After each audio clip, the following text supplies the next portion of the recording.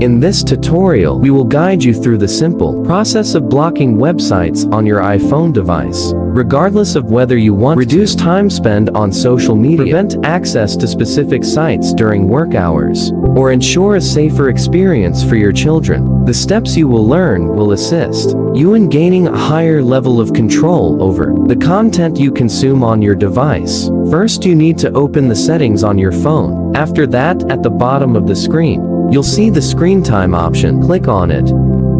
If this option is not enabled, click on Turn on Screen Time at the top of the screen. To block a website on your iPhone device, we'll use Screen Time. Click on Content and Privacy Restrictions at the bottom of the screen.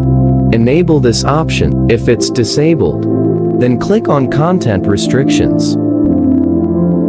A page will open where you can set various restrictions for music, video content, and much more. We need the web content option, which is located here.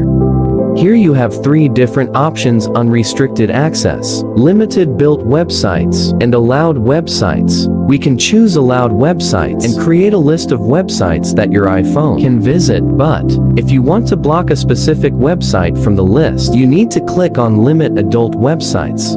Here you can add the websites you want to allow and the websites you want to block. For example, if you want to block Google, click on its website here and then enter the website link. In this case, it's google.com. Now, let's check if our website is blocked. Open Safari and I'll try to open google.com.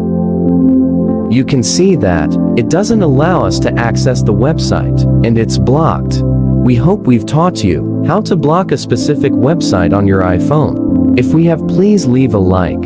And if you have any questions, leave them in the comments below.